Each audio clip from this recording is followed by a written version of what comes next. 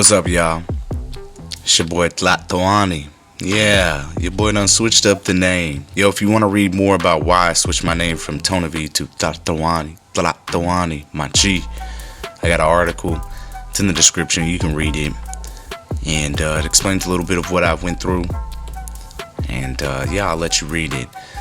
You know, it's pretty good. So what we're about to go through is we're about to go through this book right here. It's called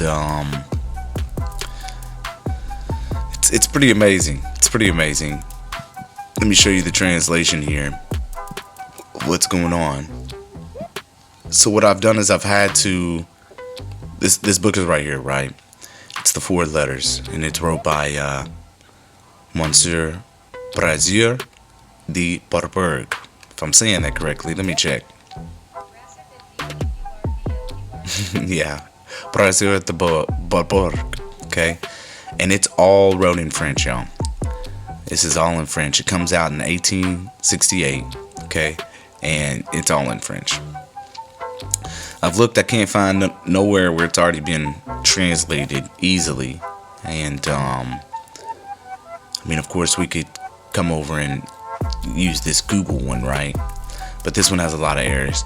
So what I've done is I brought it over to ChatGPT, and I've been reading this for, I don't know, the past 4 or 5 days, and it's got some amazing stuff, and I feel as though I should just read it in its entirety.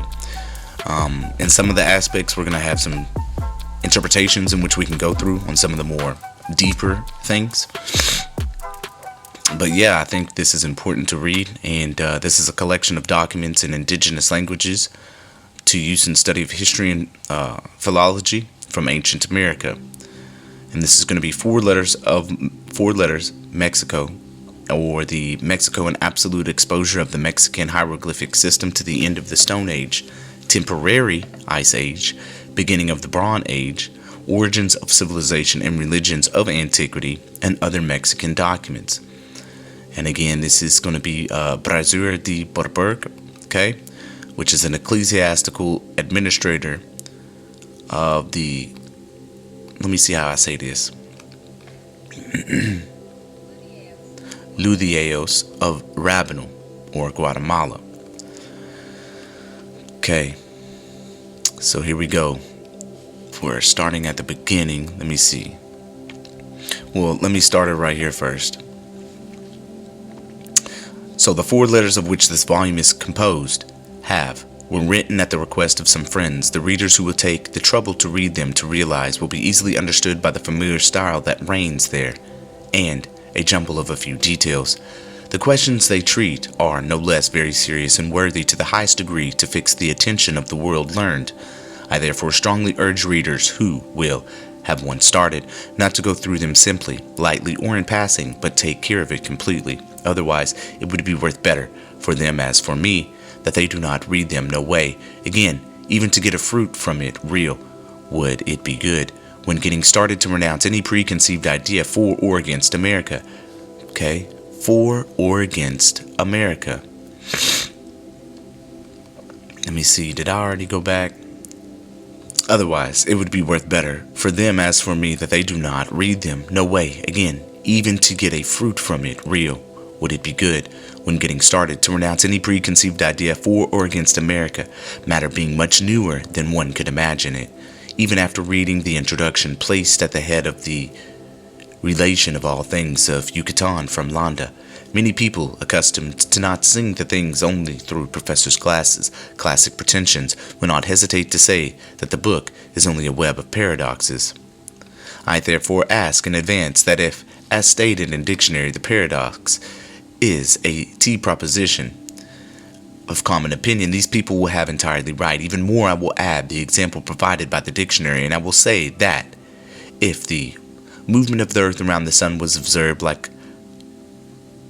long like a paradox, it will be the same of the fundamental proposition of my 4 letters, where I advance and where I prove that civilization, all whole to which the Orient has always been given the cradle, comes from the West, that is to say, from America.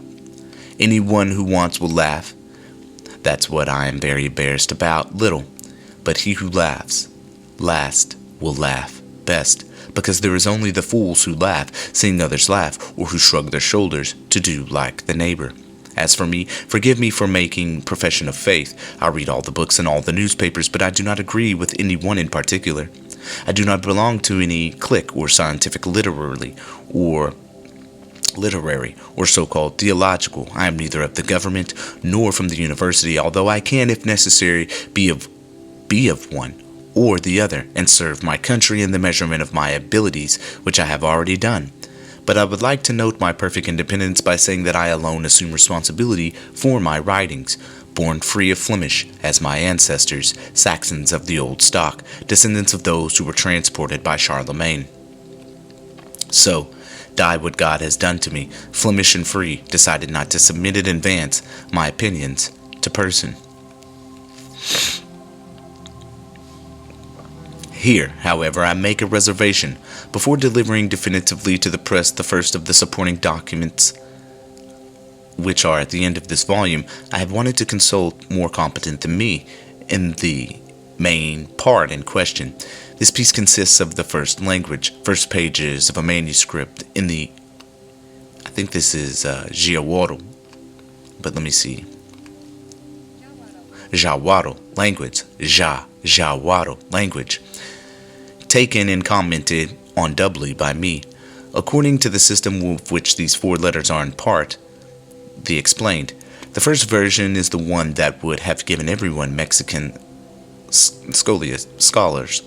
The second is entirely different, although made on the same text, because she offers as a whole the history of the uprising geology of the Lesser Antilles, in particular of Guadalupe. It is the discovery of this extraordinary system of double meaning in the same text which has brought about most of the discoveries of which this book is the presentation. So it was about geology. So I consulted one of the masters of science, Mr. Charles Sainte-Claire de Ville, and I am happy on this occasion to note for my readers that the eminent profession found in the Mexican story, preserved for 6,000 years among the peoples conquered by Cortez, a story completely agree with the principles of science modern. I therefore pray to my illustrious colleague of the Commission of Mexico to approve here the expression of my sincere thanks for the grades he wanted to write to me about this, and for your kind welcome that he did the ancient science of the West.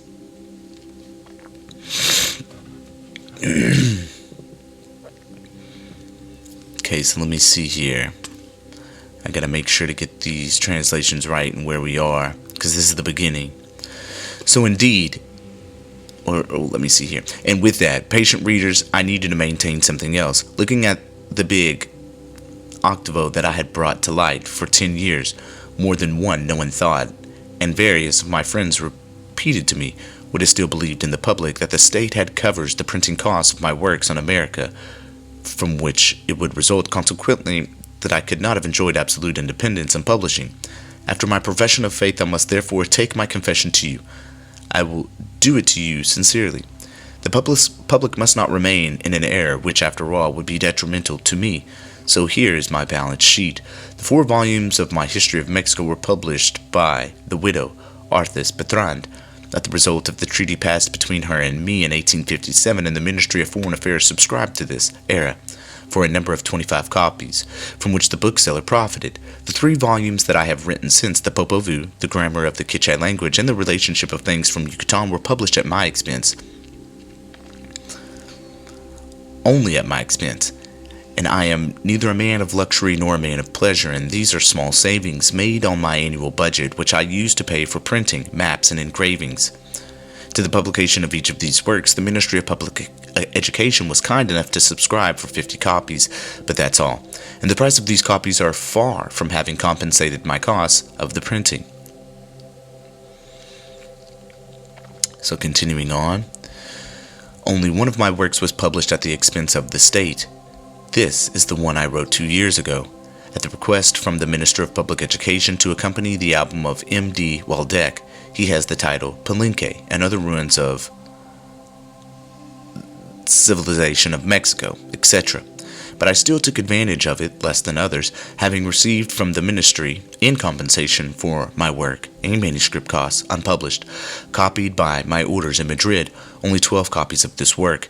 It was still necessary that I requested it. Friends were kind enough to advise me to know, nevertheless, that I should find myself sufficient compensated by the honor of having worked for the state. But apart from the fact that it is not customary in any country of the world that no one works for free for any government, no more the sovereign than his ministers. And I will add, in order to explain myself completely in this regard, only if one of the two contracting parties has honors the other, it is certainly the state which, with the profit, received from me all the honor. Search in all the possible books and you will see that nowhere does it say that the state honors an individual because he was born under his jurisdiction, but it is always the citizen who honors the state when there is honor. I did work for the state, and this work was given to me and trusted, because not only in France but in throughout Europe I was considered the only one capable of carrying out the work. Now here's where we can come from this section over here over to here, and so I'm gonna bring us back over to, let's see what book page we're on. So this would be 7, so we'll come back down to 7 here, 6, and then 7. Yeah, so this is where we're at on here. Okay.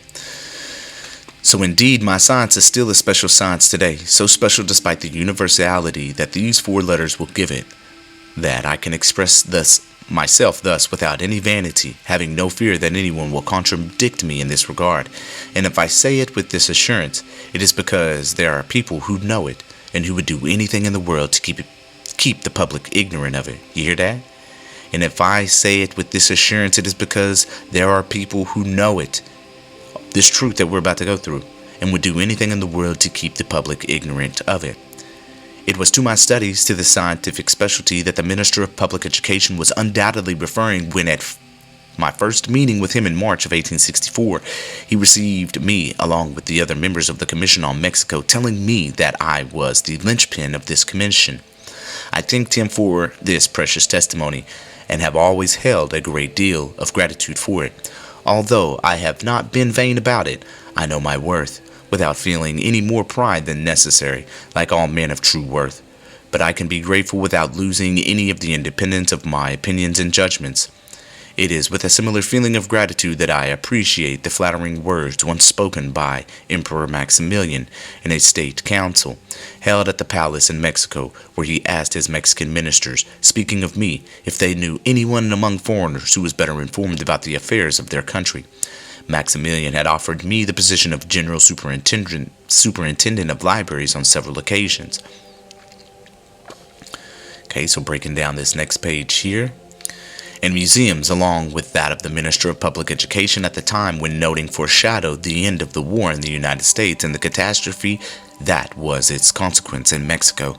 But I respectfully told the Emperor of my desire to maintain my independence, and it was the fear of not always being sure enough of myself to resist the seductive title of minister that hastened my departure from Mexico at the end of April 1865 for Central America.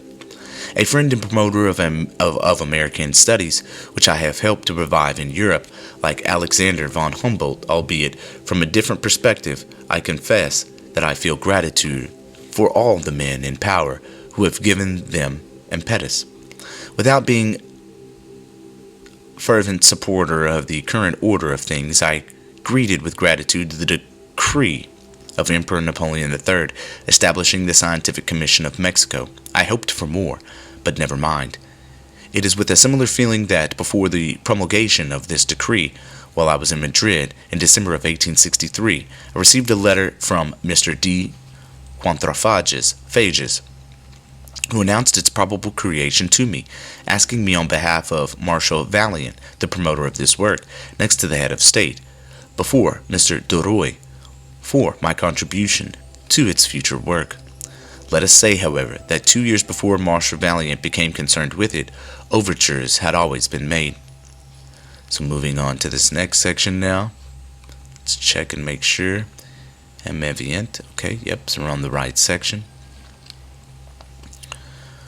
Overtures had already been made to me, indirectly, it is true, but in the name of the Emperor himself, to put me at the head of a scientific mission tasked with accompanying the Expeditionary Corps to Mexico. I have never felt much inclination to travel in the company of an army. I value my independence too much. I therefore asked for time to reflect.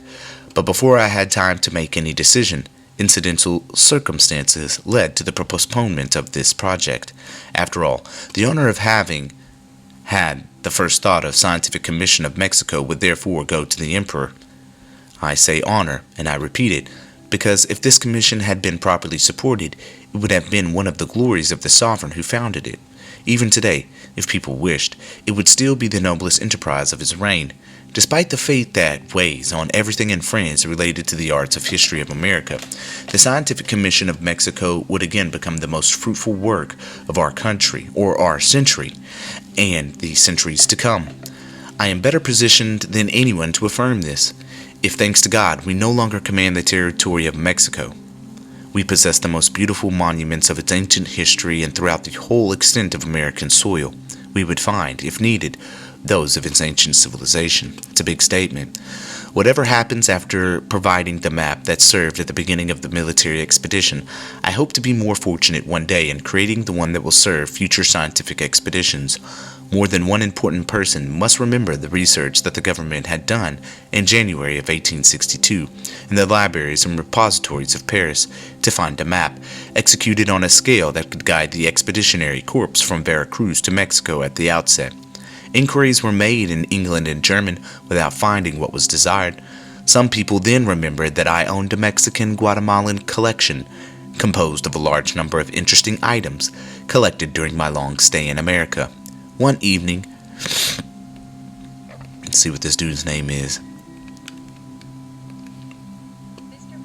Mr. Manor presented himself at my home as a representative from the War Department.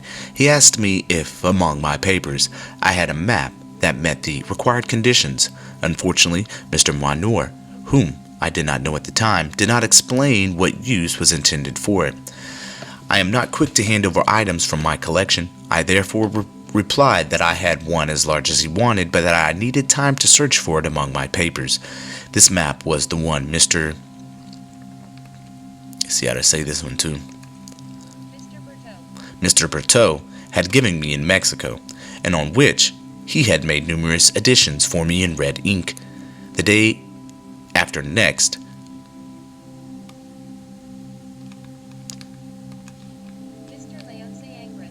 Mr. Leonce Engrand rang my doorbell, but, with his usual frankness, he informed me of the government's futile searches, then formulated his request, saying that it was a matter of providing an important service to the state.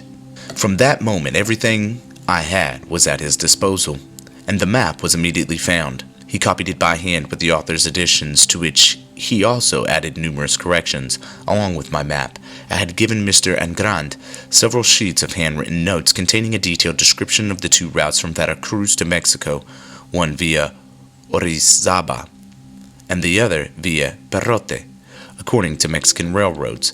15 days later, Mr. Engrand sent these notes directly to the head of state along with his draft, and the high-ranking figures of the time may remember with what satisfaction the emperor then displayed them to his ministers gathered around him. I made no noise about an act that I considered quite natural under the circumstances, and never wanted to use such a means, as some tried to insinuate, to obtain favors. That's not how I see things. I wouldn't have even thought of informing the public about these matters, nor many others that I know and still keep, if malice had not sometimes tried to use my own weapons against me. I am patient. If there is a time to be silent, there is also a time to speak. If people think they can stifle American studies by slowly killing off the Scientific Commission of Mexico, I would simply say that they are greatly mistaken. The linchpin will remain. If it is true that the Minister of Public Education was correct in paying me this compliment, it will remain as long as there will be. A breath will continue to animate me as long as it exists, and my motto, like that of some of the English noble I can no longer recall, will be, I will maintain. My readers will please forgive me for all these details, but I want the public to clearly understand under what hopes and impressions I agreed to be part of the commission. If I could flatter myself for a moment that there might be some personal interest in social position for me, there which I do not deny. All of my wishes, however, were directed towards the realization of things I have been working on for 25 years, and where I have taken the initiative. Since then, many illusions have been dispelled, but the particular providence that was or has inspired and supported me since I began still sustains me, and I will continue to move forward without being discouraged. Go ahead. These works will have to be resumed. Without them, one can no longer take another step in historical science. A school is in the process of being formed, and soon, I hope, there will be no lack of disciples. One of them, I have some reason to believe, will be General. Let me see how to say this name. I don't want to butcher it, y'all. Tlatoani. My honorable colleague from the commission has started to leave through Sahagun and Torquemada. His leisure time will undoubtedly soon allow him to read and comment on them more seriously. I will not speak of his annotations, but he has rendered a real service to the historical science of Mexico by publishing the manuscript from the collection. Okay, so we got this section here that's next. So Boban, in the archives of the commission, just as I am writing these words, I received from Senior Don Jose Maria Andrade, currently in Paris, a letter that seems to announce to me that General Dutralin, how do I say this again? Sorry, y'all. Tlatoani is in a position to render an even more significant service to science. It concerns the publication of the Mexican manuscript preserved in the library of the legislative body, which he is about to have reproduced.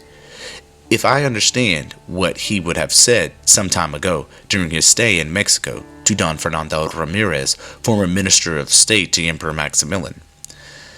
This good news fills me with joy, making me forget more than one small misery. My honorable colleagues from the commission enjoys deserved influence with Marshal Valiant. Or let me see how I say this one too. Valent. And it is undoubtedly the Ministry of Fine Arts that will bear the cost of this publication. Important in so many respects, Don Fernando Ramirez even seems, as can be seen from his attached letter in the note, to give more importance to this document than to the, I think that's Troano, but let's see. Yep, Troano manuscript, which I am directing the reproduction of under the auspices of the Ministry of Public Education. But in my opinion, both have equal value. However, having never managed to see the one from the legislative body, I still withhold my judgment. Friends of American Studies, I repeat, can only congratulate one of the most distinguished officers of the Mexican expedition for seeking to gain laurels on a field as thankless as the one where I am one of the first pioneers. The entire learned Europe, I am assured, will join the hopes expressed by the former Minister of State to Emperor Maximilian to congratulate Mr. Tlatoani on such selfishness. It is all the more flattering for American Studies since the administration of fine arts is less favorable to them. In a letter filled with interesting details on Yucatan, then Mr. Georges Catlin writes to me from Brussels, dated May 6th. He complains, not without deep reason, about the indifference of the Louvre towards his collection.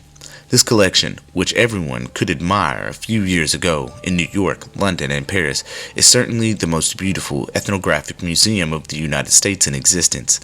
Mr. Catlin, whose frank and loyal character has been appreciated in both. Okay, so let's see where this one goes. Mondes. Okay, so we got Mondes, and it ends with this one. Okay, so this is the end.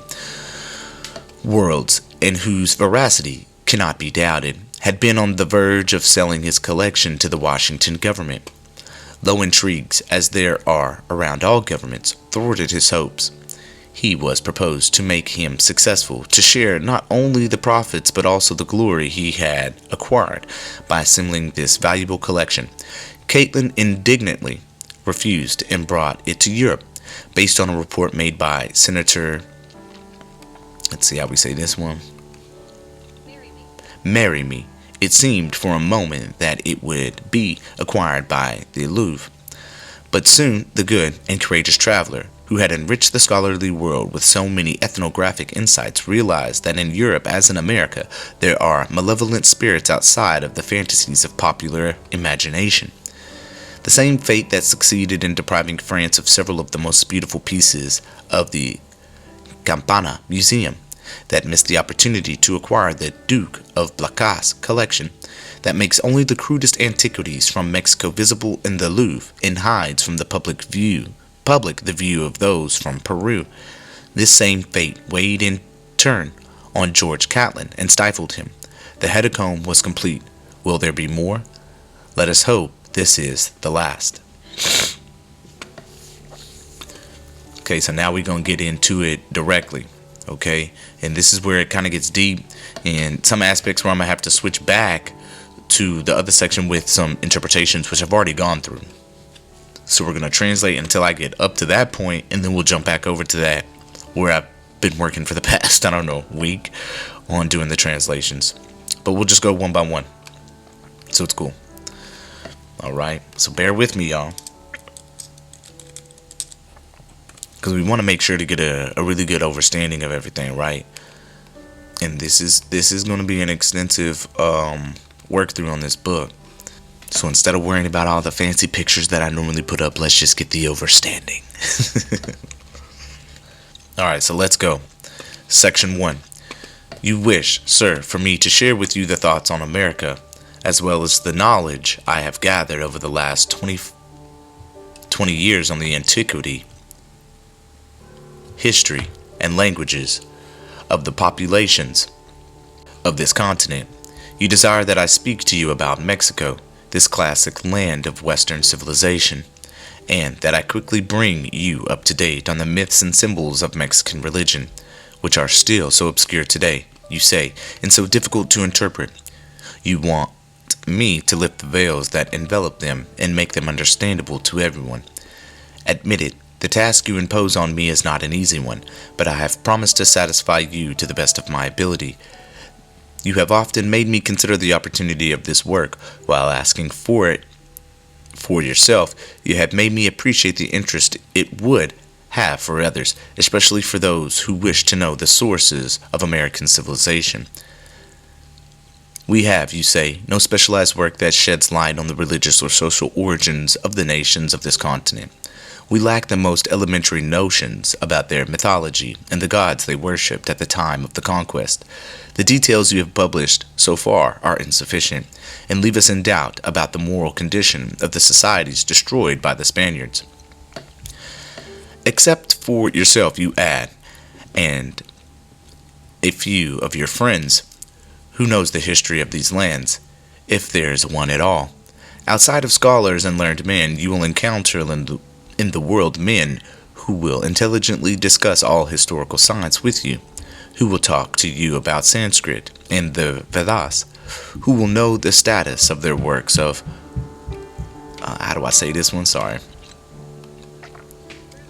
Bruges and Mariette, who will even interest you in the progress that Mr. Oppert has made in the interpretation of cuneiform inscriptions since Hincks and Rawlinson.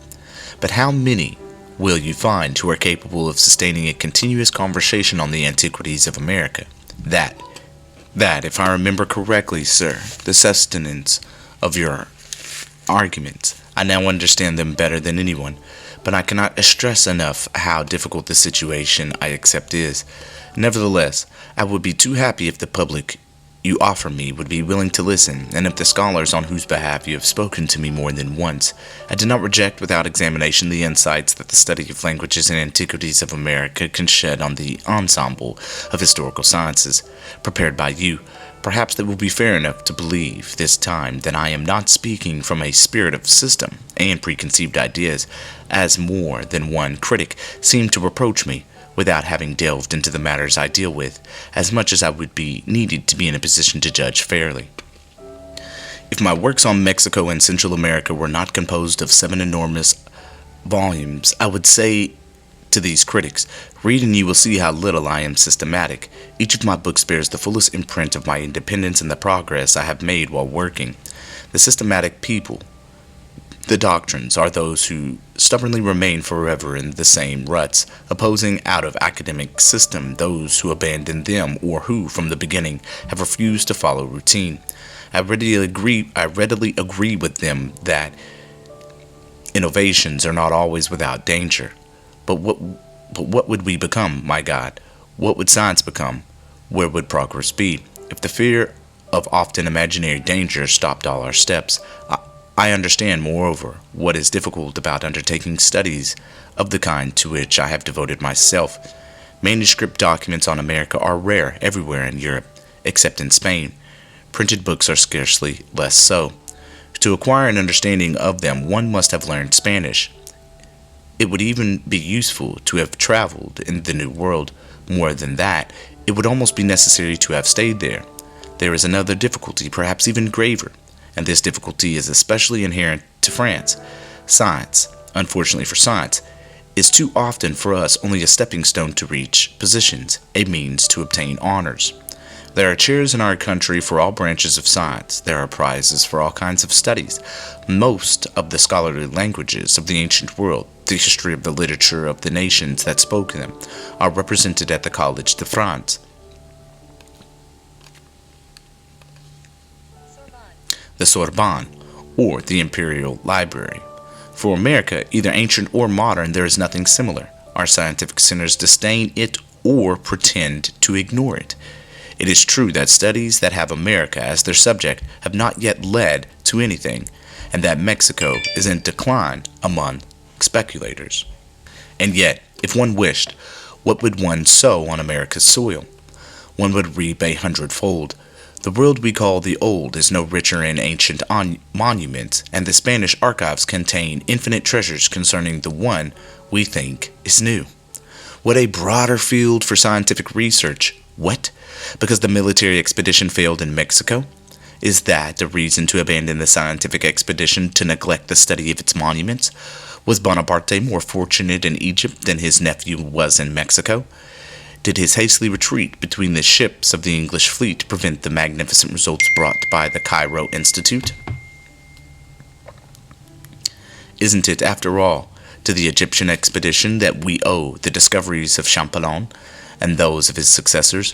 One would have bad grace today to compare the scientific expedition of Mexico to the scientific expedition of Egypt, and to reproach the travelers who were part of the former for having produced nothing yet. So please wait.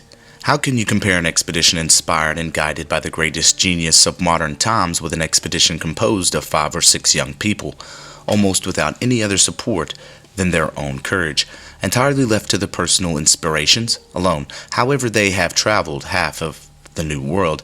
They have explored 10 times more countries than the scholars of the Egyptian expedition ever did. They have faced with intrepidity a selfishness that would be difficult to appreciate in Europe. All the dangers of the land and ocean, the perils and honors of the civil war that continues to devour Mexico. They have patiently endured hunger and all kinds of privations in the mountains and forests, in unhealthy swamps, without any hope other than to be useful to science and to make a name for themselves.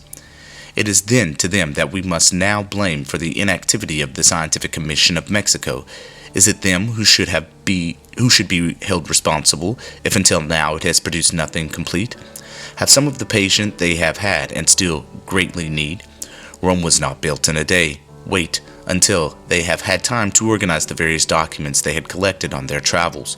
Wait until the eminent men who lead the commission have completed the work of its creation, enabling them to make known to the educated public the results of the travels and observations. It is not their fault, after all, if there were only 5 or 6 of them for work that would require a legion of scholars, and if the state's funds so lavishly spent on the military expedition were distributed so sparingly to the scientific expedition. If, as one of them recently told me, the Commission of Mexico had at its head the head of state, as did the Commission of Egypt, these 5 or 6 young people who are sometimes treated with disdain and whom would like to forget, would have had the entire army at their disposal in Mexico. In France, they would have been showered with honors upon their return, and the names of Galman, Dolphus, Montserrat, Pavie, and the name of Medin those of Bourbourg would be on the verge of being inscribed today on the front of some public monument among those of the illustrious men of their time. Patience, once again, the time will come, and I assure you it is not far off, when consideration will take the place of indifference, and these 5 or 6 young people who have the experience of mature age, because they have seen with their eyes and touched with their hands, will testify, despite their small number, that they have worked no less than the scholars of the Egyptian expedition. You will remember the Teocalli of Xochicalco reproduced at the Champ de Mars last year, and that unfortunate disagreements forced Mr. Leon Mahidan to build and the theater seats instead of molding it in plaster, as he had intended upon his return from Mexico. Well, when one thinks that he alone has surveyed, in the space of 18 months, 2 entire cities, the oldest in the world, Xochicalco and Teotihuacan, molded, drawn, and photographed on site all the pieces of the Museum of Mexico, I wonder if this fact does not prove more in favor of the Mexican expedition than the best arguments. Now, for my part, I admit, if I regret the delays in accomplishing the great things announced so rightly by the Minister of Public Education in his Mexican program, I regret even more the jealous conflicts that so often hinder the progress of science. If scholars manage to get along and not envy each other's discoveries, how much faster progress would be. That's a big statement, and I feel like this really needs to be brought forth between everybody that's doing research out here, whether it's Ben over at Analog, whether it's Dr. Narco over at Old World Florida, whether it's the Con Drop 432, whether it's Curran Mayo, whether it's Dane Calloway, whether it's whoever it may be. I think if we just all come together and quit bickering, I think we're going to get so much further in revealing the truth. And I think that's what's important, is building each other up, coming together, and really just educating, as deep as this stuff gets. They would help each other in turn with the insights acquired or believed to be glimpsed, and the professor who seeks the sources of the history and languages of India would not shrug his shoulders disdainfully upon hearing an opinion favorable to the kinship of these languages and history with those of America. Why shouldn't America take its place among the parts of the earth studied by our scholarly institutions? The study of the... I gotta get this one right, but I want to hear it again. Xochicalco monument alone, if we were fortunate enough for the drawings brought back by Mr. Madin to be published, would provide documents of the highest interest, not only in the origins of American civilization, but also on the cradle of classical ancient civilizations. Too often people have only seen paradoxes in the ideas I have previously expressed about the affinities of Egyptian myths and those of Mexico. But if my critics knew American antiquities and languages, even to the same extent that I know of those of Africa, Europe, and Asia, they would be amazed at the wealth of insight these pieces of knowledge would give them in identifying the primordial cradle of the religions and languages of the Old World.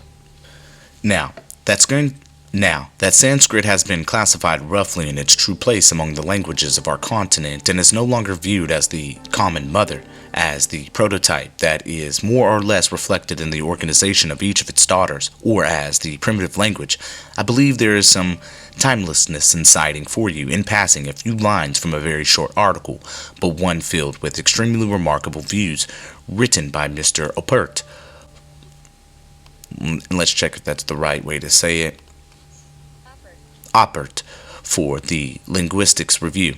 The Aryans, he says, in penetrating European soil, implanted their linguistic character there, but they did not erase the memory of the aborigines they found in the different countries, and from there the new inhabitants superimposed themselves, like a new root stock, onto those already existing, and subsequently mixed with the existing populations in Europe to form new ethnographic beings. The existence of these ancient populations is attested first by the few remnants that have been transmuted to us, and then by the ever-renewed discoveries of geology and anthropology. It can no longer be denied that that science must admit Indo-European languages. It must also declare that there are no Indo-European nations. The sole history of what happened in the Middle Ages will teach us on this subject, and hypotheses about the formation of ancient nations as proceeding solely from the Aryans are already beginning to join so many errors now abandoned.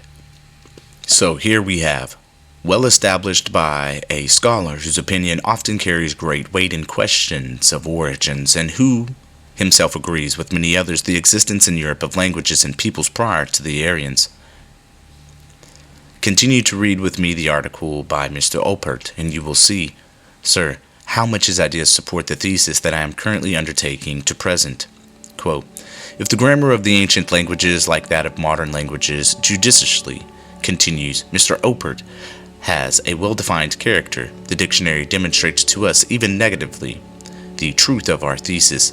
Philologists so far, and I do the same in the present work, have endeavored to take in the Sanskrit, Greek, Latin, Slavic dictionaries, words that seem to them to present an analogy with other languages. Thus, by going through a fairly large number of words, one comes to believe in a very great similarity that would be evident throughout the dictionary. Complete error. When one places oneself at a higher point of view, when one considers the dictionary of the language as a whole, which has not yet been done, when one does not only look for words that can be related to another Indo-European idiom, when one does not exclude those that manifestly have no relation with any of the known languages, one acquires, in the form of negative proof, the certainty of the existence of one or several foreign elements that have, in different proportions, invaded the lexicon of Aryan languages. I have done the work for Latin and Greek, taking into account only the roots and even the primary derivatives of the latter, but leaving aside all secondary derivatives and compounds. One sees that in Latin there are about 40% Aryan words, the other 60% cannot be linked to Indo-European roots, and 5% are Semitic. In Greek, the proportion of Aryanism is much larger, rising to 65%, but Semitism is represented in quadruple proportion. By 20%, 15% are recognized. If one considers verbal roots exclusively, one sees in each of the languages another ratio. We will see in Latin Aryan roots claiming 70%, and in Greek 80%, that is, more than 4/5 of the total. Well, sir, while Mr. Oppert was calculating the relationship between Latin and Aryan languages, I was beginning, one evening, to do the same for Latin in relation to languages of the Mexican Guatemalan group. On one side, I had Noel's Latin-French dictionary and Mr. Eichhoff's scholarly work on Indo-European languages. On the other, various vocabularies from the American group that I possess. I undertook a comparative work where America not only took the majority of the Latin roots unknown to the Aryans, but also a significant number of Sanskrit ones. Uh-oh. People will laugh. I know well at what I am putting forth here, and you, sir, may be the first. Wow. But the fact remains, it is so clear that Bop's scalpel, let's see how, is that right? Bop's scalpel, invented to initially decompose and then to connect the various idioms of Europe and India, is nearly useless here. Don't tell me, as a learned professor did a few years ago, that the more dissimilar a European word is to an Indian term, the more likely it is to have originated from it. You'll allow me not to accept such subtleties. They are suitable only for jugglers.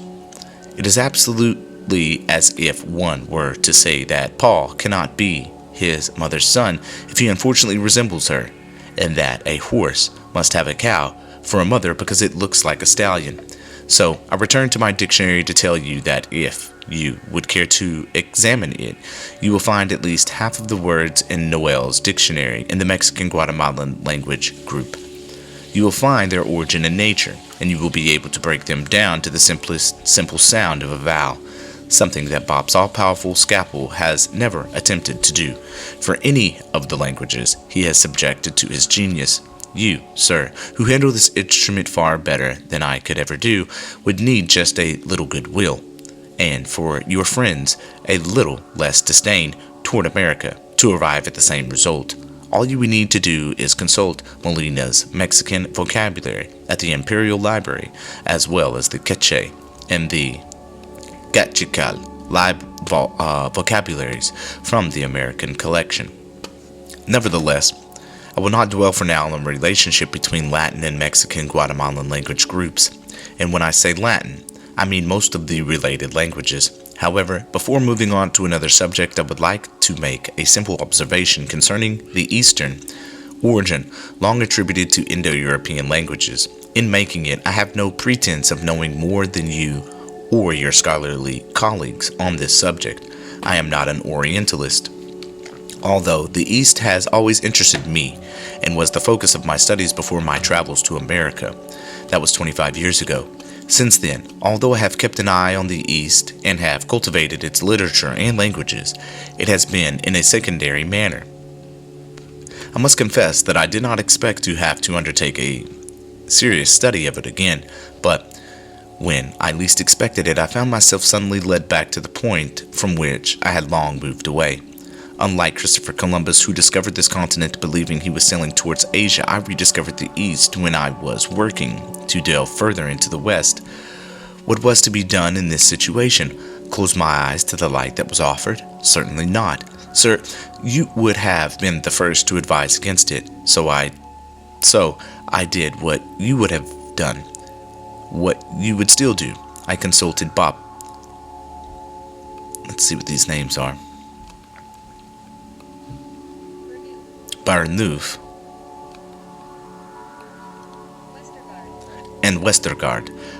I opened the Vedas, and to assist me, I use Wilson's English translation and Rosen's Latin text as guides.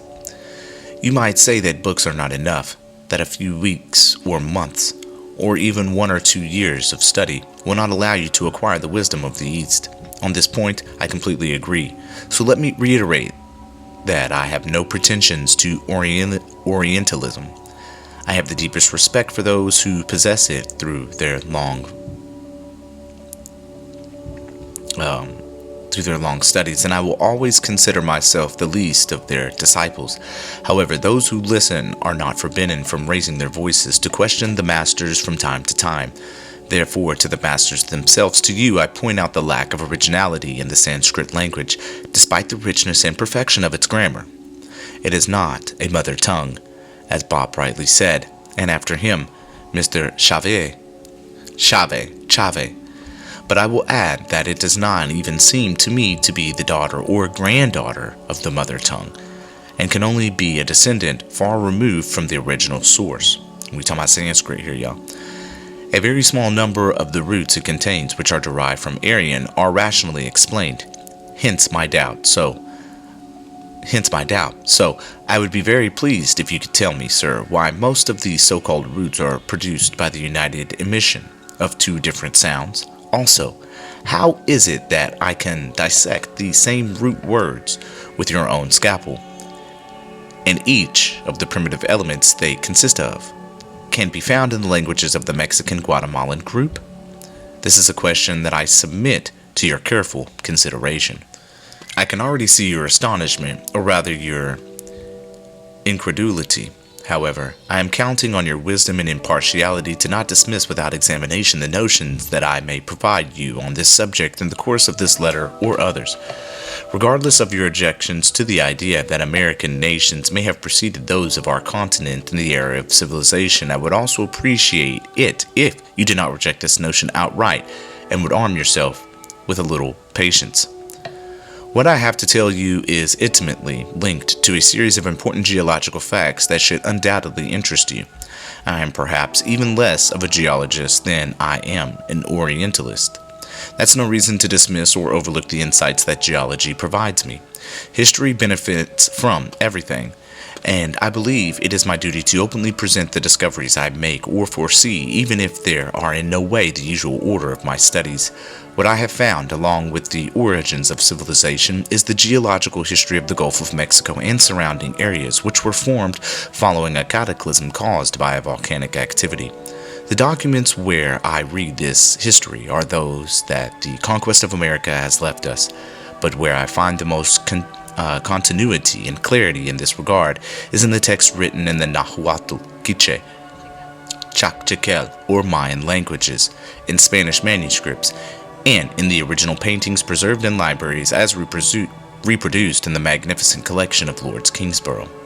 Now, here in the footnote, for some reason it's in English. That's crazy. It says Antiquities of Mexico, comprising facsimiles of ancient Mexican paintings and hieroglyphs preserved in the royal libraries of Paris, Berlin, and Dresden, in the Imperial Library of Vienna, in the Vatican Library, of course in the Vatican, in the Bourbourg Museum at Rome, in the Library of the Institute of Bologna, and in the Bodleian Library at Oxford, etc. The whole illustrated of many valuable manuscripts by Lord Kingsborough's The Drawings on Stone.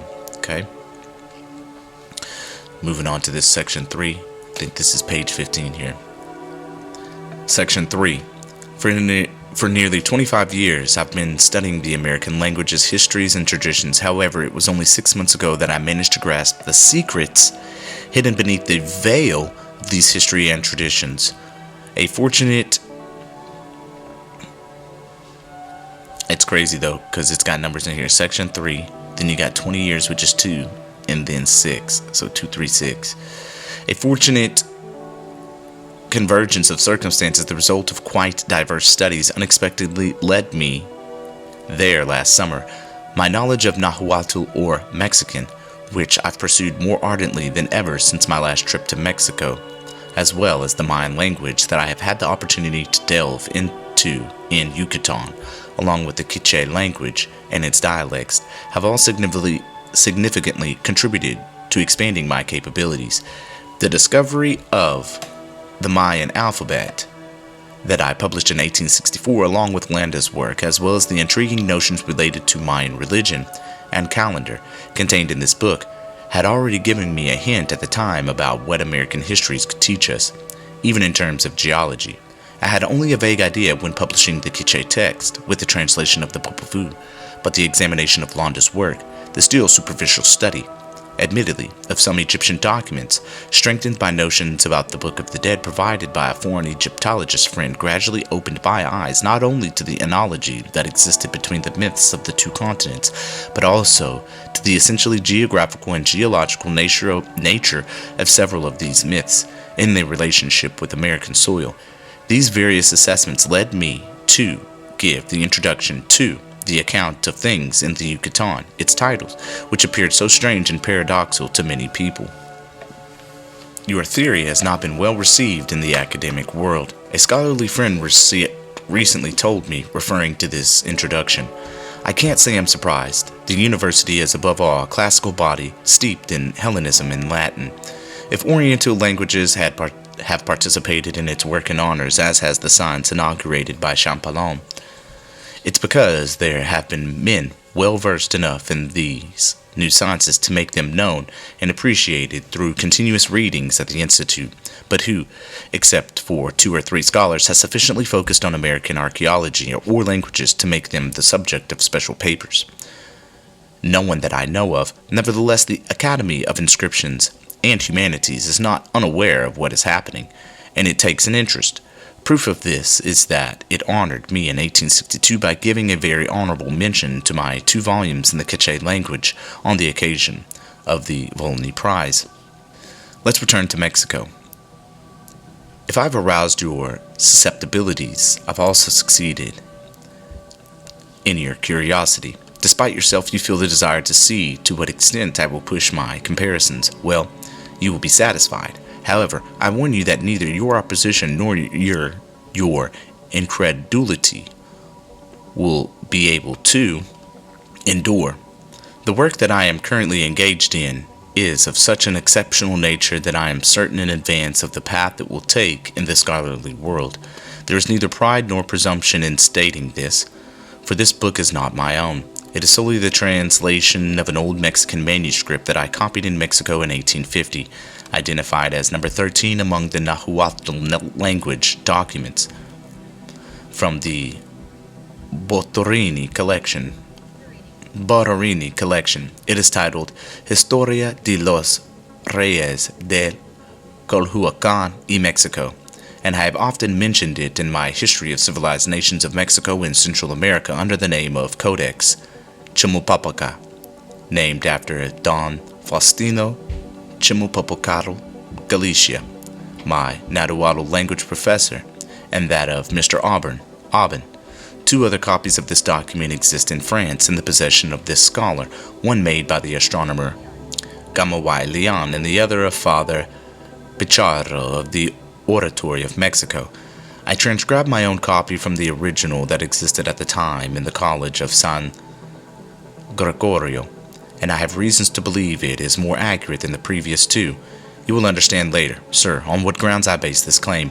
Meanwhile, you will probably think you have a clear idea of the nature of the work I am preparing. However, you only do so superficially. I can already see your astonishment, but it comes from a different source than the one you showed earlier. Indeed, you could only be surprised by the value I seem to attach to the translation of the manuscript. Unpublished, true, but one I had so often referenced in composing my History of Mexico, as well as the success I expected from it. Undoubtedly, you would have told me that this translation will interest those who wish to study the Nahuatl language and the sources of Mexican history. Its publication will be a significant step in order of these studies, but after all, it is only of purely secondary interest and will make its way like everything that concerns a specialized study. Isn't this the reasoning you would have naturally made? Well, I repeat, you are only half correct. You see only one side of my work. Like myself for nearly 20 years, like all the writers who have dealt with the ancient history of Mexico from the conquest to today, you only see its surface. But beneath the numbers of tedious chronology, beneath the more or less animated account of the history of the Toltecs, the deepest mysteries are hidden, concerning the geological origins of the current world and the cradle of the religions of antiquity. Do you remember reading in one of the volumes of the Memoirs on Mexico published by Mr. Turno Compens that the Toltecs, after the revolt against the monarch of Tlapalan, and a civil war lasting several years, found themselves in the necessity of abandoning their homeland and immigrating to a foreign land? At their head were 7 chiefs, 2 of whom exercised supreme authority along with a priest called Huayman, or Humatzin. He was their inferior if one considers only his rank, but their equal and superior due to his wisdom that guided their counsel. He was always united with them, whether he was the third with the first 2, or the 8th, when all 7 were together. These details are recorded among many others in the historical accounts of the ingenious writer Tlatoani, and I take from the first of the continuation of the story concerning Huayman, already known to a large number of readers. Before continuing, he says, speaking of the series of the Toltec kings, I want to mention Huayman, the astrologer. For a few years before the death of Ixtlahuac, the father of Huayman, he died at nearly 300 years old, but beforehand, he gathered all the histories possessed by the Toltecs since the creation of the world up to that time. He had them recorded in a large book which detailed the history of the persecutions they had suffered, as well as their labors, prosperities, and successful outcomes. It contained the dynasties of their kings and princes, the laws and governance of their ancestors, along with ancient judgments and good precepts, the description of temples and their gods, their sacrifices, rites, and ceremonies. It also accounted for everything related to astrology, philosophy, agriculture, and other arts, both good and bad, thus summarizing all sciences and wisdom, their good and bad fortune, not to mention a host of other things. He gave this book the title of Tlatoani, which, when properly interpreted, means various matters of God and divine book. Tlatoani adds that this was the primary book, and without explaining what would have become of it after the death of Huayman and the destruction of the Toltecs, he adds, the natives called the second writing Tlatoani, as it is almost the same manner, especially concerning the persecutions and labors of men. It appears, according to the same author, that this was the name they gave to the sacred paintings kept in the royal archives of the city of Texcoco and burned by order of the first bishop of Mexico. Fortunately, sir, several of these paintings have managed to escape this regrettable destruction. You are familiar with those that Lord Kingborough had generously reproduced in his collection of Mexican antiquities copied from the major libraries of Europe. You will also have the pleasure of seeing various proofs of the Tlatoani manuscript, which is being reproduced under my direction, by the authority of the Minister of Public Education and Scientific Commission of Mexico. Well, many of these documents are nothing but the hieroglyphic transcription of the famous Tlatoani. The most notable ones, to my knowledge, are the beautiful manuscript known as the Velletri, or Borgia manuscript, preserved in the Library of Propaganda in Rome, and often cited by Alexander von Humboldt, and the one in the Royal Library of Dresden. As for the Mexican manuscript in the Library of the Legislative Body, I have not been able to see it. Now, Section 4. I can already hear your objections, sir. All this is very well, you'll say. We have manuscripts that you assure me are very valuable, but they are a dead letter to me.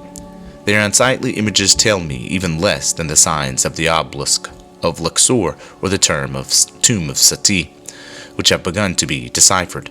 Pardon me if I interrupt you, but are you sure, sir, that no Egyptologist you know has begun to interpret the beautiful sarcophagus you are talking about? I doubt it, although a scholar I know is currently working on it, as well as on the translation of the Book of the Dead.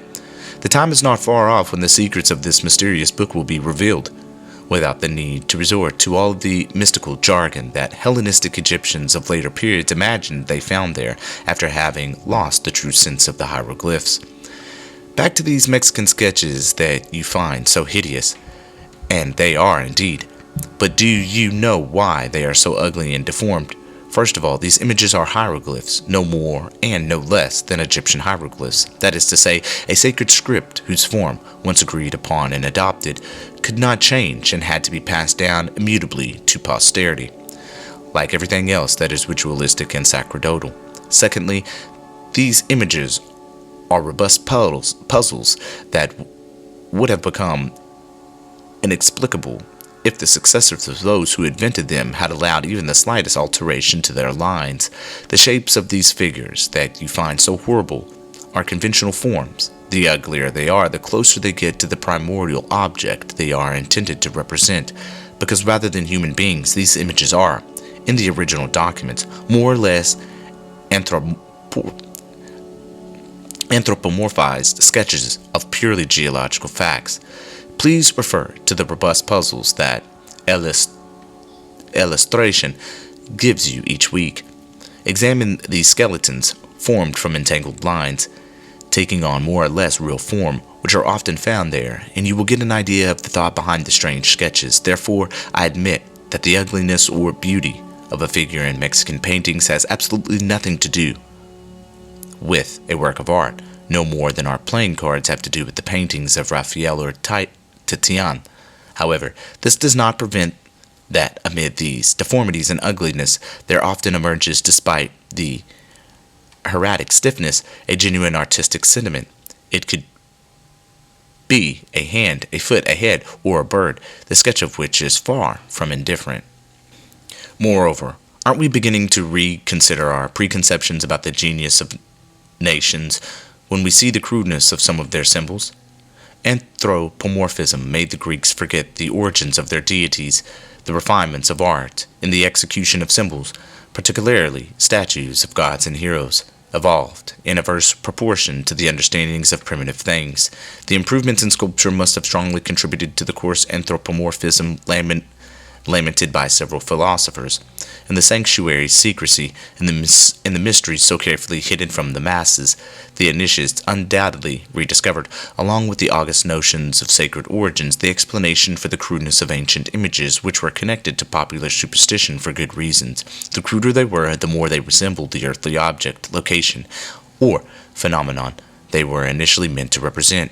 Why did the Mexican priests, custodians of sacred tradition, so steadfastly perpetuate the crude sketches that astonish us today?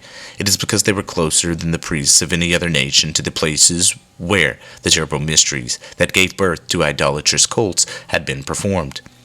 I realize that I am again digressing from the topic of our conversation. What can you do? The informality of the letter is like that of a conversation, like a bird, hopping from branch to branch. You begin one subject and then tackle another. One word leads to an explanation. You open a parenthesis, talk about everything except what should be discussed, and then close it after broaching 20 different subjects. So I return to the Codex I'm always going to do bad with this word, so I'll just Chimalpopoca, that Mexican manuscript that I said would generate keen interest in the scholarly world. I added that you were only familiar with one side of Mexican histories, and that's when I steered the conversation toward the Tioamaxtli, or Divine Book of the Toltecs. Well, it is this very book that revealed to me the other side of these histories. It was while translating it for the third or fourth time that I managed to lift the veils that covered it one by one and bring forth so many previously incomprehensible hieroglyphs, the greatest historical light of the era. Imagine an entire book written in puns, a book where every sentence, most of the words, have a double meaning, one perfectly clear and distinct from the other, and you will have, to some extent, an idea of the work I have at hand. It was while seeking the explanation of a very curious passage related to the history of Quetzalcoatl that I arrived at this extraordinary result. Yes, sir. If this book appears to be the history of the Toltecs, and then of the kings of the Colhuacan and Mexico, it actually presents the account of the cataclysm that shook the world some 6,000 or 7,000 years ago and constituted the continents in their current state. What the Codex Borgia from the Propaganda, the Dresden manuscript, and the Tlatoani manuscript lay out in images and hieroglyphs, the Codex Chimalpopoca gives in writing. It contains in the Nahuatl language the history of the world, composed by the wise Human, which is to say, by the mighty hand of God in the great book of nature. In a word, it is the divine book itself. It is the Tioamaxtli. Do you now understand, sir, the interest this document holds for me, the allure I find in the work to which I am currently devoted? Indeed, this allure has been such, since I began to lift the veil covering its mysteries, that I never in my youth did the reading of any novel or any history in my more serious years offer me anything as truly captivating. Long before this unexpected discovery, I had wished to provide the public, which has taken a liking to American antiquities, with a translation of the Codex Chimalpopoca, along with the entire text of this important document. Thus, I would be providing them with a means to study both the history and language of the Mexicans at the same time.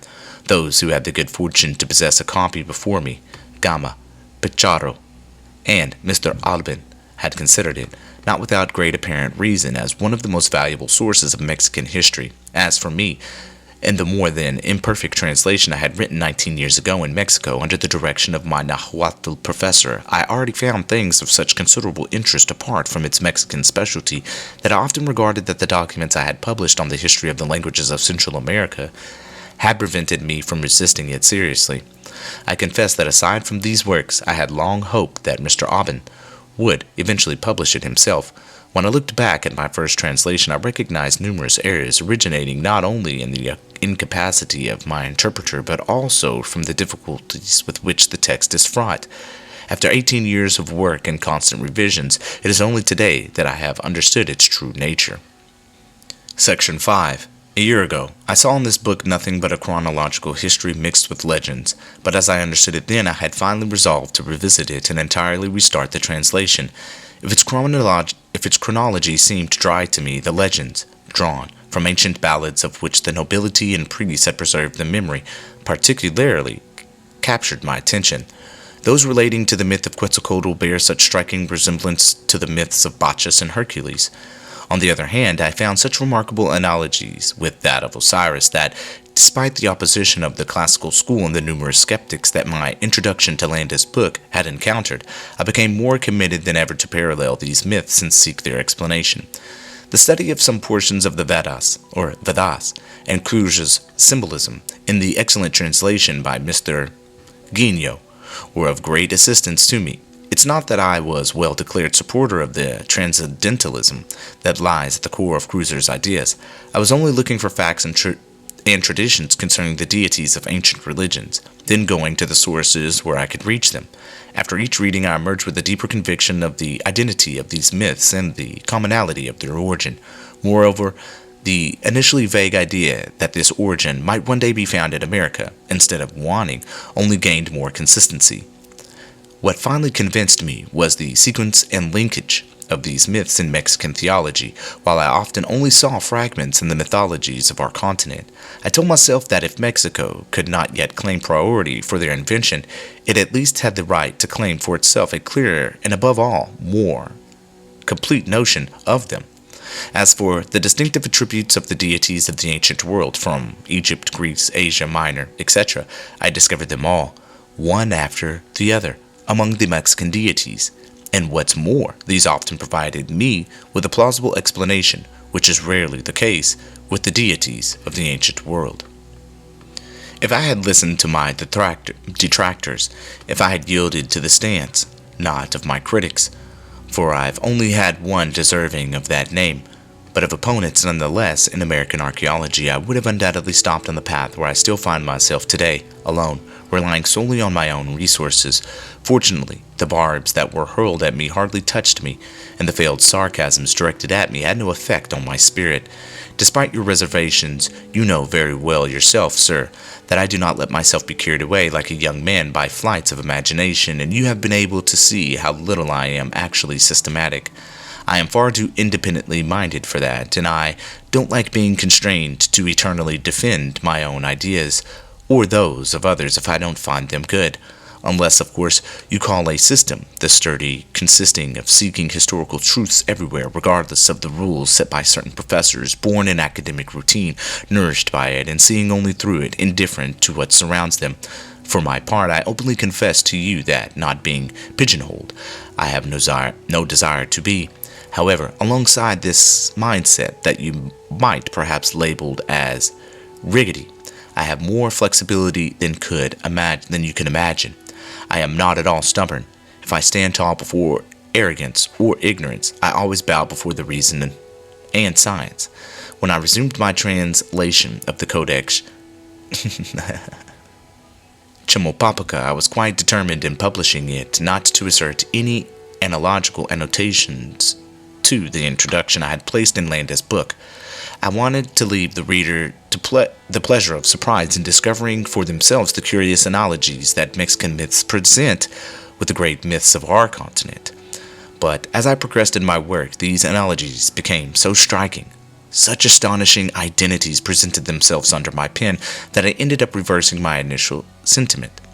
I had yielded to the desire to satisfy that class of critics who claimed that one can do nothing good if one does not restrict, according to their view, each fact to what they call its natural boundaries. But in recognizing the universal character of the myths whose identity I was establishing, even before grasping all their facets, to deny communicating what I was learning to the public, who are not always as absolute, nor as learned as these critics, to deny seeing the light and spreading it around me. Would that not also be failing in my duty as a historian and lacking courage? Bop, whose recent loss the scholarly world laments. This eminent man, rightly cited as a model to follow in linguistic studies, worked to arrive, through comparisons and inductions, at the discovery of the laws that proceeded over the development of each of the related languages to demonstrate the primitive unity of Indo-European languages. Did he not start from the fact that their radical unity already made evident by the works of Grimm, William Jones, Frederick Schlegel, etc.? But if these eminent men had confined themselves, as some would like me to do, within natural limits which arise from the nature of things, how would they have managed to compare European languages with those of India and Persia, to bring about comparisons between the sacred traditions of the Vedas, and those of Egypt and Greece, between the myths of all modern nations, of more or less Indian or Germanic origin? Tell me, please, if there is not as much distance from India to Germany as there is from America to Europe or Africa? If the communications from one continent to another are less evidently proven compared to those between India and Europe in ancient times, it is solely because so far little effort has been made to study the documents. Ignorance is not knowledge, and study does not consist of disdaining what one does not know. William Jones, speaking of the kinship of the languages of the Hindus with Greek and Latin, said in 1786, quote, "No philologist, after examining these three languages, can refrain from recognizing that they are derived from some common source which perhaps no longer exists," unquote. You smile, sir. I see where you are going. You will say, with Mexico at the forefront, like Pallas donning her helmet, you are going to work to prove to us that this source is found in America, and you will put all the Orientalists against you. Fear not, I do not state things so bluntly. As for the Orientalists, with perhaps one or two exceptions, they are wise men, seasoned in studies, who, like me, are evidently seeking the light. They will grasp it wherever it comes from. I have no reason to provoke them, and they cannot be angered with me if I point out a light on the horizon that they might not have seen before me. If I am mistaken, if what I took for light is not light, then will leave me be. They will leave me be. But if it is indeed light, if it is the beacon that should guide us all, scholars across the ocean of historical research, they will join me, and we will march together towards the conquest of truth. That is how I see things, and you, like them, can only agree with me. When I have shown you that the most important expressions of the sacred language of India exist identically in Mexico and Central America, with their radical meaning, when I have made you see for yourself the place where they originated, you will congratulate me for being fortunate enough to be the first in this discovery, and you will work to benefit from it as I have. It is not for nothing that I wanted to read the Vedas and understand for myself what they contain, and the commentaries that have been added to them. It is only in this way that I could recognize that the religious concepts of India, serving as the basis for these expressions, are only more or less material images of the original ideas contained in a primitive hieroglyph. That is what I have amply recognized in finding in the passages considered most difficult by V. Wilson, in the stanzas of the Hindu poet, a multitude of details for which the Tlatoani alone provides the key through the paintings of the Cataclysm. Section 6. This is a fact whose accuracy you will fully appreciate if you have the patience to follow me, shedding any preconceived ideas for or against America. Before getting into the subject, I must first initiate you into the various episodes that led me gradually to the door of the sanctuary, whose veil suddenly lifted before my eyes. I have to continue the story I had started on how I came to this important discovery by grasping the hidden meaning of Mexican hieroglyphs, how this mystery was clarified, how the fabric enveloping this august mummy, which all the priesthoods of pagan antiquity had taken pleasure in thickening for 60 centuries, was unraveled, is certainly an effect of my studies, but one that I was far from expecting, even though everything apparently had prepared me for it. What is most striking about this discovery is that the entire mythology is based on a geological myth, based on the cataclysm and on the topographical form of the earth whose ruin it caused. It seems that I should have recognized this interesting fact long ago. During my stay in Central America 12 years ago, I was more than once preoccupied with seeing the names of the heroes of the Popol Vuh attached to localities. Such is the name of the 400 young men that I found on the shores of the Pacific Ocean. Such is the name Cabracan. Oh man. Or Cabracan, given to a mountain in the country of the Marls, and that of Hun Apu. Yeah, Hun Apu, which designates the volcano of fire near Guatemala. I had tried to explain the circumstances to myself, but I was still too imbued with anthropomorphic ideas to easily move away from them. A foreign Egyptologist, Mr. Rio, whom I had met 17 years ago while hastily returning from Mexico to Veracruz, and whom I have since encountered again in Paris, I had asked me more than once if, in the documents of American origin that I was studying, I had discovered anything other than ordinary histories of common mythologies. Having read my translation of the Popol Vuh, he assured me that this reading had been of great use to his work, and that he believed he saw allusions to geological and geographical myths which, he said, exist in the Book of Dead.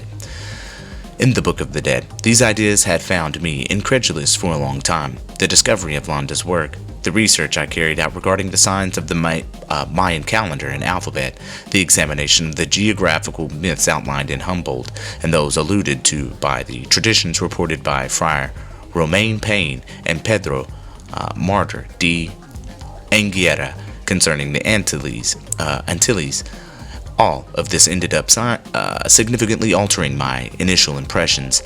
I then asked for clear explanations from my Egyptologist, and the dissertation preceding my Landa gave you the proof of this. Upon my return from Mexico in 1866, one of my friends in Madrid shared with me a precious monument that was naturally expected to accelerate my research in this area. It was the Tlatoani manuscript, of which I've already mentioned.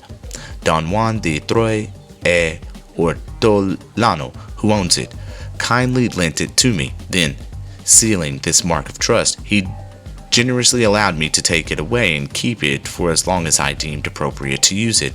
This document, painted on tree bark paper, beaten and covered with a light white varnish, like most of those of the same kind mentioned in Landa and elsewhere, comprises 72 pages, generally well preserved.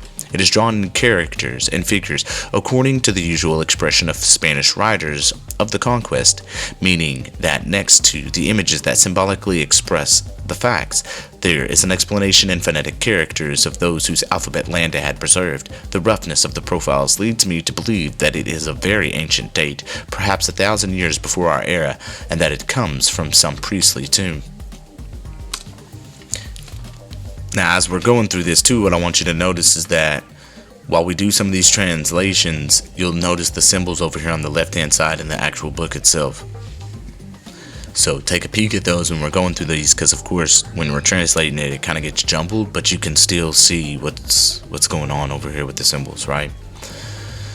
So what I say about it now, I was unaware of at the moment it was entrusted to me. This reflection is the result of my current discovery, the analysis of certain groups along with the description of some of the feasts of the Mayan calendar that I thought I saw initially led me to believe that this manuscript could only be a sort of almanac for the use of the rural property owners. The comparison I made subsequently with the plates of the American manuscripts reproduced in Kingsborough gradually made me change my mind. Following various conversations with Leon Grant, I had, on the other hand, begun to skim the Mexican authors that I own in order to pave the way for a symbolism that he considered, he said, as the first milestone to be laid for the serious study of American archaeology. The various texts published under the care of Kingsborough were also put to contribution. I compared them with each other, and in view of the plates of the famous Vatican copied, so often cited by the Jesuit Freibergret in his examination of the Codex Borgia, I recorded the entire text of Father Rios, which relates from one end to the other to the first of these documents. During this work, a sign from the Vatican copy, which is found in one of the plates of the Letelier manuscript, or I'm probably saying that one wrong, so let me get it right. Letelier manuscript in the Imperial Library struck me for its resemblances to the Egyptian hieroglyph indicating first-order cities. Taking up the proofs of the Tlatoani manuscript, I found the same sign, nearly identical to the Egyptian one, but in this document, it frequently appeared on the same page, and I quickly confirmed that it had the same meaning in both the Mexican and Mayan symbols as those of Egypt. What added to my satisfaction in this regard was the phoneticism of the word city, town, or fortress, which is ka in the Mayan language, identical to ka or aiz. Let's see what Aiz in Egyptian, meaning the earth, the place, the locality, etc. I hope y'all are enjoying this. This has got some really good stuff in it, and we're only on page 35 here, so we're going to keep it going.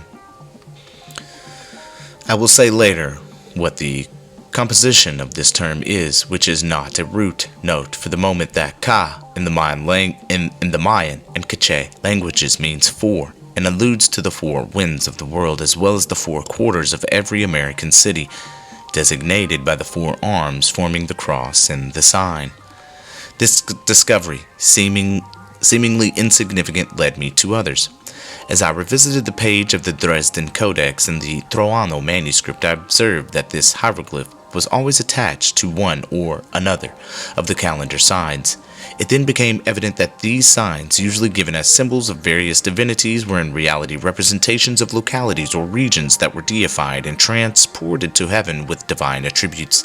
I had more than once suspected an apotheosis of this kind, for when I tried to translate the names given in histories to the ancestors of different tribes in Mexico and Central America, as well as those of the Toltec kings as they are in the accounts by Tlatoani, I was surprised to find, upon analyzing these names, only qualifications applicable solely to localities.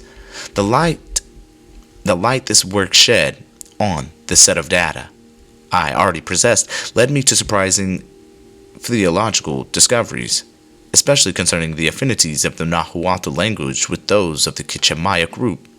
Up to that point, however, I had recognized nothing that would significantly alter my ideas concerning the entirety of my documents, but last June, in my translation of the Codex Chimalpopoca, I was at the story of Quetzalcoatl, king and high priest of Tlatoani, at the moment when Tezcatlipoca conspires with another demon to tempt the monarch, hoping to more completely deceive the king of the Toltecs.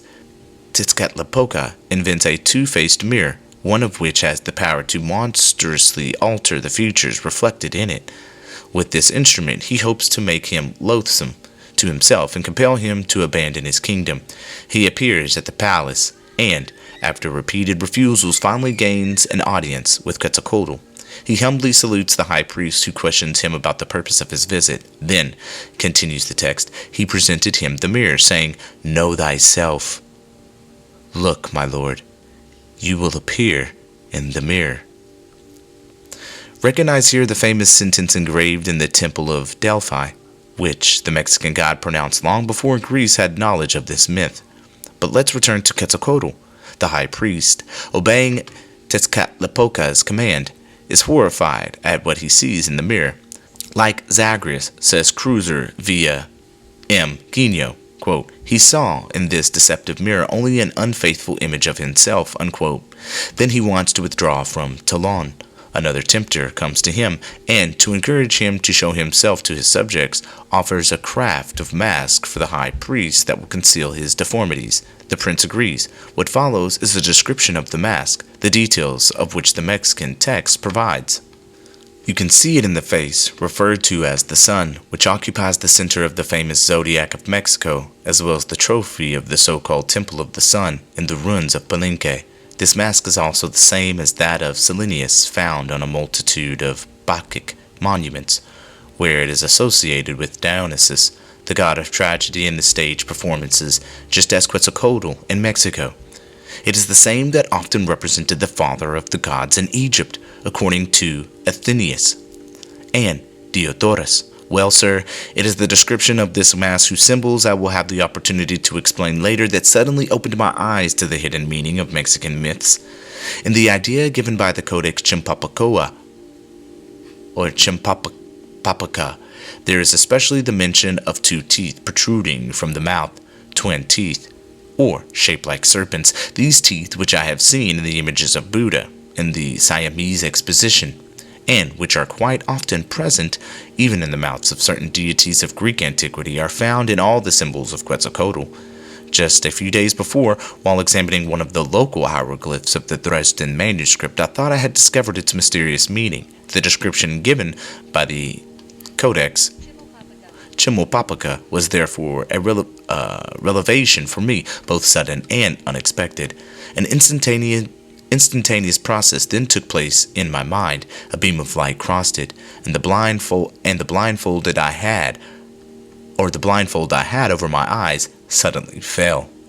The work of anthropomorphism which for so many centuries the priests of ancient cults had ceaselessly embellished with fables and legends, supported by an apparent chronology with both the divine and human dynasties, all this system, I say, instantly became clear, and the truth in its noble simplicity, namely the geographical myth, unfolded before me with astonishing lucidity.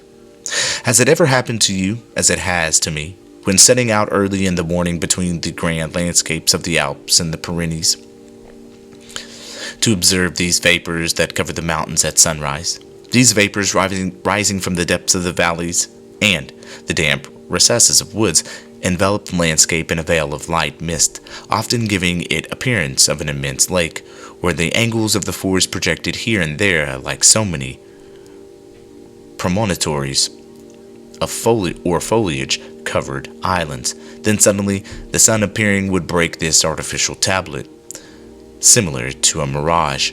With a single ray, the waters, the lake, would dissipate as if by enchantment, and as the sun rose on the horizon, the whitish veil of fog, torn by the breeze, would roll like masses of snow on the flanks of the hills, where its last remnants would soon disappear entirely.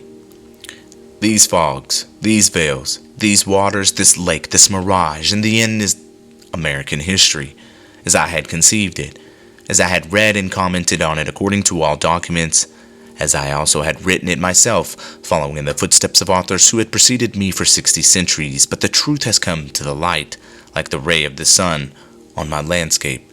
It has gradually removed all veils, and although there is still some light mists on the details, and nonetheless shines for me today in all its splendor. No other comparison could capture the effect produced on my mind by its sudden beam of light, and it is the one that spontaneously offered itself when I tried to talk about it. This, sir, is how the illusion, how the allegory, has given way to reality. Know this well. With the exception, perhaps, of the history of a dozen kings, predecessors of Montezuma, it is not the history of men that should be sought henceforth in the documents we know, but rather that of American nature. The Toltecs, whom had taken for so long for an ancient and civilized nation, pursued in the 11th century by relentless enemies, these Toltecs are, in reality, only telluric powers, agents of subterranean fire. They are the Kabiri, who later become the Cyclopes, by carrying an eye on their forehead, that is to say, by rising with the masses of the earth above its surface, and filling the craters of volcanoes with fire. The Toltecs are the true blacksmiths of Orcus, of the Lemne, of which Tolan is the symbol. They are truly the masters of civilization and the arts, the supreme casters of metals that men only learned to know in the midst of convulsions of a world overturned by subterranean agitations. We've gone long enough on this one. I'm going to leave it here. We're on page 39, moving into section 7. I hope this is helping you as it's helped me, because I'm understanding, I'm understanding, and it all comes from the rebirth of purging myself and cherished beliefs into now a new understanding and unfoldment of enlightenment. So I hope this helps. This is part 1. We're going to keep it going. I love you all. Peace and blessings. Hey, man, we're going to get to it. And I'm sorry if I led anybody down the wrong path of understanding. We get into it the right way. So I appreciate it.